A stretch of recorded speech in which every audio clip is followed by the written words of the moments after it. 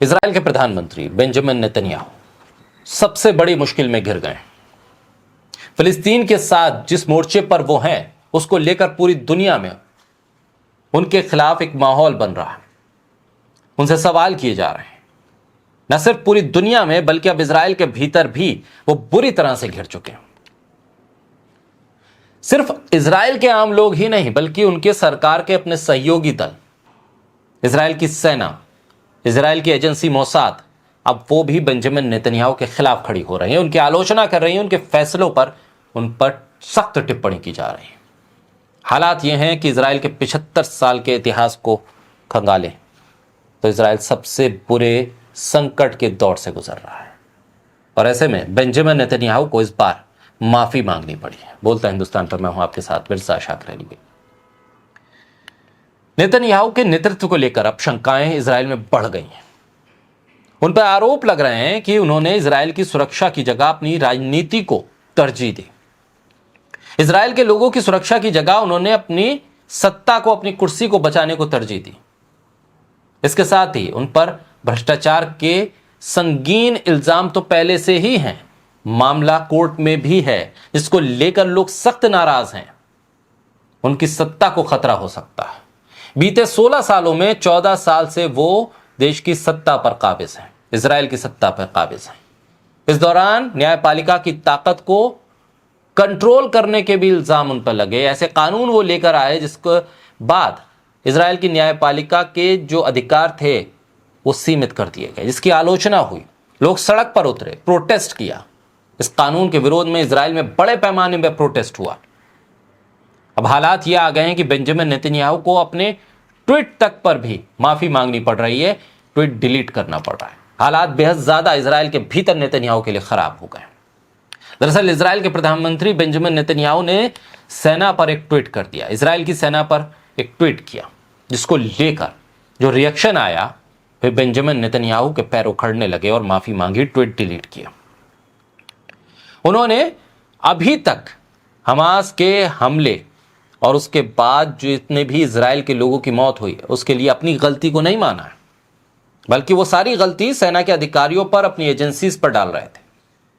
और जिस पर रिएक्शन आया, नेतन्याहू माफी मांगते नजर आए।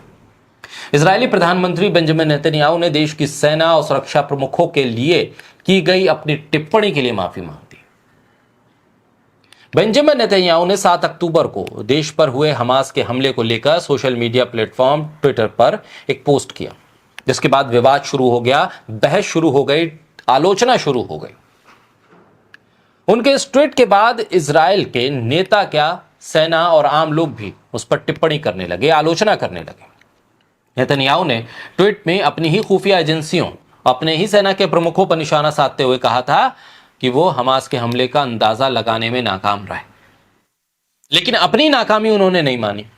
इजरायली प्रधानमंत्री ने लिखा था कि हमास के युद्ध के इरादों को लेकर प्रधानमंत्री नेतन्याहू को किसी भी समय और किसी भी स्तर पर चेताया नहीं किया, यानी कि सुरक्षा एजेंसियां नाकाम रहीं, नाकारा रहीं।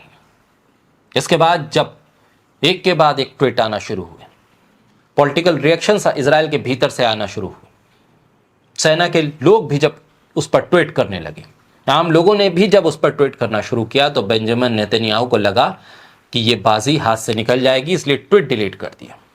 उसके बाद एक नया ट्वीट उन्होंने किया। उन्होंने लिखा कि वो गलत थे। हालांकि जब 7 अक्टूबर को हमास ने इजराइल में घुसकर हमला किया था, तब से ही ये बात कही जा रही थी कि इजरायली इंटेलिजेंस की ये नाकामी है। उसे इस हमले की भनक तक नहीं लगी थी। खुफिया एजेंसी इजराइल की मोसाद सबसे मुस्तैद मानी जाती है दुनिया भर में, लेकिन उसे भी इस हमले की भनक नहीं लगी। इस बात को बेंजामिन नेतन्याहू ने जब कहा तो अपनी गलती मानना भूल गए और इसका नतीजा यह हुआ कि उन्हें माफी मांगनी पड़ी। नेतन्याहू पूरी तरह से इजराइल में सियासी तौर पर विफल हो गए। इजराइल की जनता और नेता कह रहे हैं कि नेतन्याहू इजराइल की सुरक्षा में दिलचस्पी नहीं ले रहे हैं।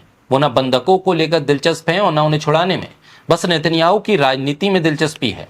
हमास के हमले के बाद सेना और सुरक्षा प्रमुखों के साथ साथ रक्षा मंत्री जोएव गैलेट ने भी जिम्मेदारी लेते हुए माना था कि इजराइल ने अनदेखी की है। हालांकि नेतन्याहू ऐसी कोई भी जिम्मेदारी नहीं ले रहे हैं। न सिर्फ इजराइल के नेता, आम जनता, बल्कि इजरायली मीडिया ने भी बेंजामिन नेतन्याहू पर सख्त सवाल दागे। जब प्रेस कॉन्फ्रेंस शनिवार को हुई तो नेतन्याहू से सख्त सवाल पूछे गए और पूछा गया कि क्या वो हमास के इस हमले को रोकने में विफल रहने पर अपने आप को जिम्मेदार मानते हैं। क्या वो विफलता के लिए जिम्मेदारी स्वीकार करते हैं, यानी फिलिस्तीन के साथ जारी जंग के बीच नेतन्याहू एक और जंग लड़ रहे हैं इजराइल के भीतर, जिस जंग में वो चारों तरफ से घिर गए।